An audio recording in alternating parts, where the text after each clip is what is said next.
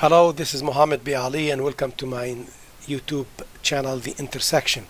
This is a continuation to the forum that we started. In this tutorial, we will add Range Validator and we will add regular Expression Validator to make sure that the end users, if we are requiring an email, we're getting an email.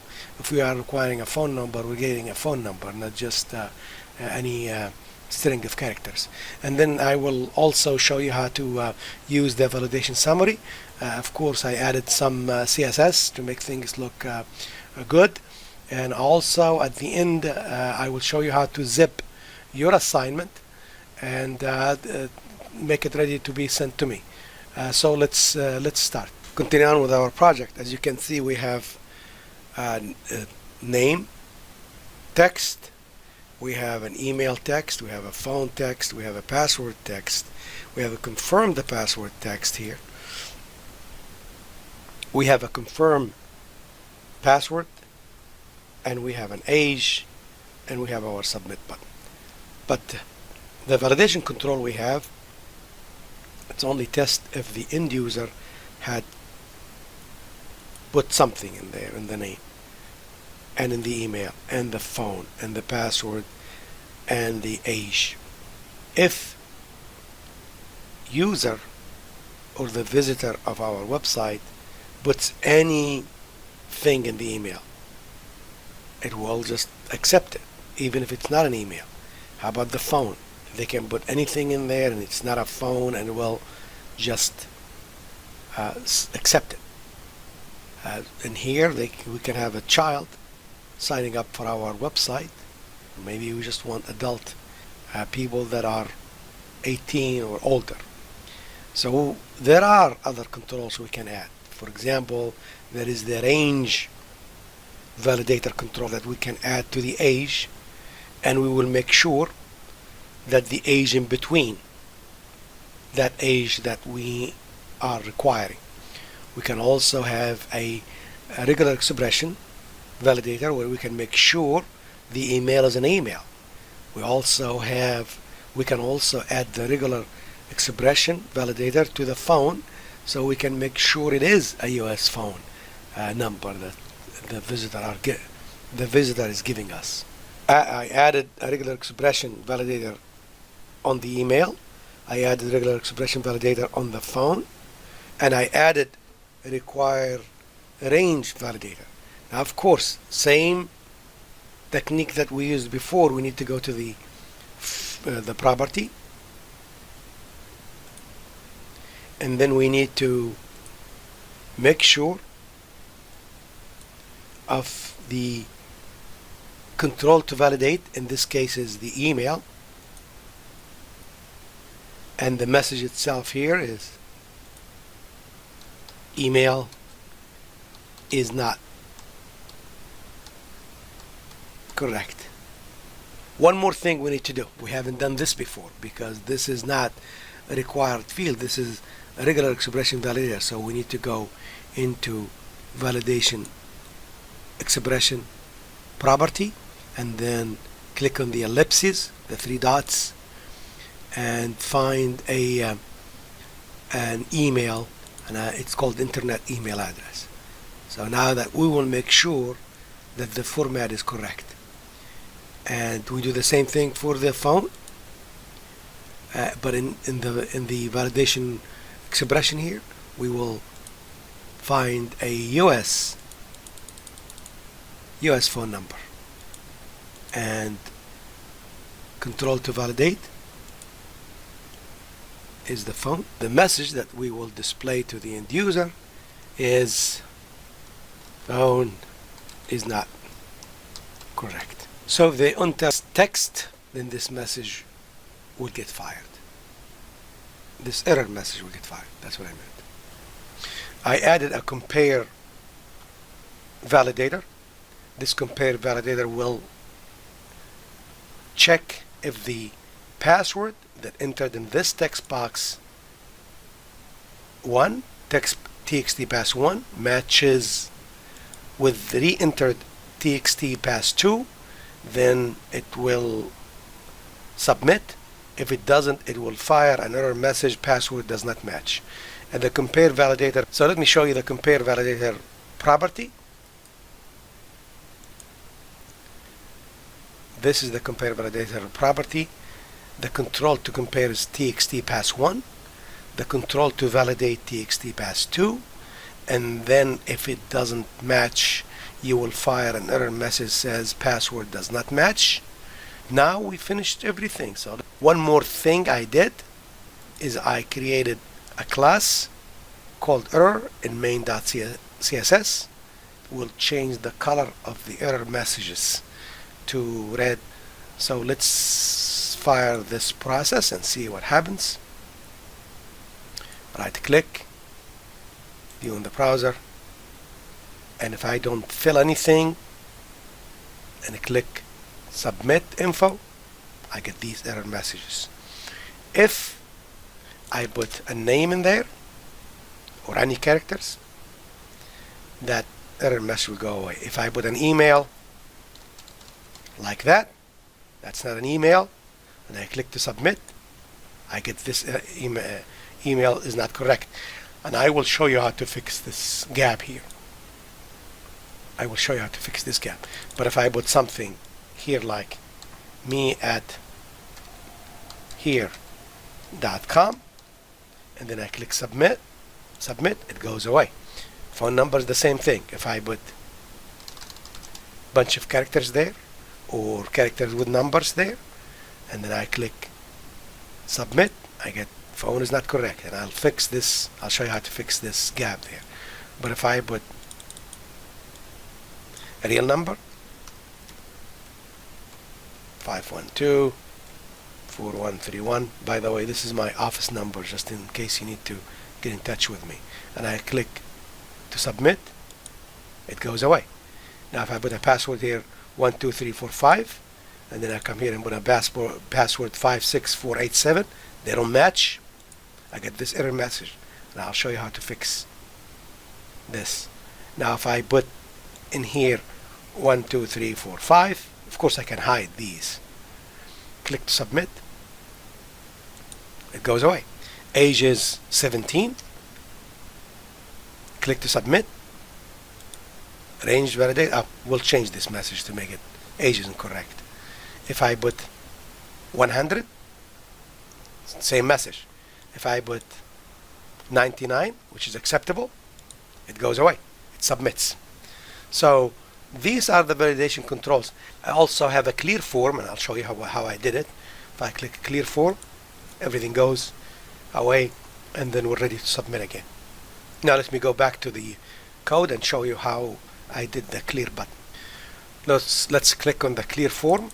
Here's how I cleared all the text boxes. So once you press the button clear, all of the text or numbers for the phone number or the age, it will be cleared. What if, let's go to the age validator. Let's go to the range validator, for example. I'm going to the property, and look what I did with the range validator. I changed the text, control text to validate this text txt age, and the message I haven't changed, but I'll change that in a minute. But look at this. I had to put a max value 99 and min value 18. So I'm assuming that no person will be interested in my website that is 99 years old. And no, I don't want anybody to be logged into my website if they are less than 18 years old. So 18 is included, 99 is included, but 100 is not included, or 100 and above is not included, 17 and below is not included. Can you make this like 150 if you want all adult, assuming nobody can live more than 150? Yes, you can do that. You can just change this to 150. Now, and also make sure that the type is not a string. We're not comparing a string. We're comparing an integer in this case. The 18 is an integer, 150 is an integer. So this here, the type and the min max and the control to validate are very, very important. Very, very important. Now, what if you don't have a control to validate box, for example? You forgot one of those. See what happens. If we fire it up again, we get this error message. we get this error message. The control to validate property of range cannot be blank. So we go back to your code and go back to the range validator, and then control to validate is age. All right, and then let's change the message again. So I fixed the message, and if we fire it up again now, of course you need to save. Right click, view in the browser, and now if I put an age 17, you have to be 18 years or older. Now let me show you how to get rid of this gap, this space. Very easy. So let's close. Let's go back to the age required, not the second control, not the range validator, the age, the first one to the left. Right click, go to the property, and change it as display from static to dynamic. And then go to the confirm password, because it has two control to validate, and to the one to the left, please confirm your password. And then we got to change this display to dynamic. We go to the phone, the one to the left, first one, change that from static to dynamic. The email, change that from static, display from static to dynamic. I think I did all of them. Let's close. Make sure you save everything. Right click, view in the browser. Now if I put an age 17, it won't jump. The error message will not jump there. It'll be like right here, right in this area. You have to be 18 years old. If I don't have anything in there and I click on submit, click to submit, age is required. Same thing if here's the phone, please enter your phone. If I put any garbage there and I click to submit, phone is incorrect. So there is no jumping anymore. There is no jumping of the error messages way to the gap here. Last control I want to add is validation summary. So double click on validation summary, and I put the validation summary in the top and inside a paragraph, and then I also created main CSS. In the main CSS I created a class called val summary, and I added this class via the property sheet of the validation summary. So here, if I show it to you, if I right click, and here's where I added the class, CSS class. So I clicked on this arrow and I selected val summary because I created the val summary first. So this is right from the box, just like dropping a validation summary into the form will give you this. If I view this, viewed in the browser, and if I click to submit, here's what I get. Please enter your name, please. Same message that I have here. Same message that I have. Let me show you how to do it the correct way versus having the same messages here and here. So once I added the validation summary, I'll go back to my error messages one by one.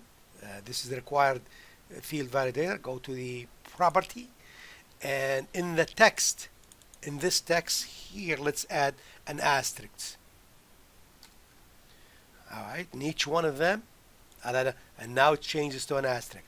Let's do please enter your email and put an asterisk, and let's go back to the email, correct your email, and also in the text put an asterisk, and I'm gonna freeze and then do them all and show them to you. So as you can see, all asterisk, phone number is 2 because I have one required and the other one to make sure it's a phone number, and so is the password and the confirm password. and the age. To view again, let's see. Now when I click to submit, I get the please enter your name, but here's all asterisks. Let me show you a very important issue here. Once you're done with your project, you want to submit your website. Let's go to the where everything is saved by default. Well, everything's saved by default if you don't change the place where you're saving things inside. In my case here, Visual Studio 2017. I'm not using 2015 anymore, so I'm using 2017. If you double click on it, you will see there's two things there. There are projects and there's websites. If I click on the projects in there, and you can see the form validation, that are the folder for the form validation in there. Here, if I click on it, there's nothing but a solution file, SLN. Same as the other one, same as this form validation that I did before. There's only solution there. Same as my first website, there's only the solution there. Same as a test that I did, there's only a test solution in there. So where is your work? Where is your actual work? Your actual work inside websites. And here's what you want to upload. I guess this is the one that I need to upload. This is what you want to upload. This is what you want to zip. And this is what you want to send me for grading. So what you do is you zip the whole thing. So you come to the root folder here, right click, send to, and that's my friends what you should send me. That's the full project. Now let me show you one more thing here that it always happens to some of us, is what if you want to view your, if you're by the way, before you zip your work, you need to close the whole Visual Studio. So you close it, click on close the whole thing before you do the process of zipping your files and send them to me. What if you want to view your work a different way? See, if you're on here, you can right click and see view in the browser if you're on the default page or file. But let's say you're here, you're in the main CSS. You don't have view in the browser, but you can click on debug, start without debugging, and that will fire up this again. One more thing I want to do before I finish this video. I know it's getting long. I'm going to close this and show it to you what it looks like if you do it in Firefox. And it's always, as a web developer, you need to see everything in Firefox and also in IE. And this is Firefox. Here we go. This is the Firefox. Looks even better because the whole thing really fits in one screen. If you click, you need to fill them up as soon as you put some stuff here. Let's see, 937, and that's my actual phone number. If I click to submit, no error message anymore. If I put a name in there, if I enter my name in here, that error message go. Thank you very much. Good luck. I'll see you in the next video. Bye now.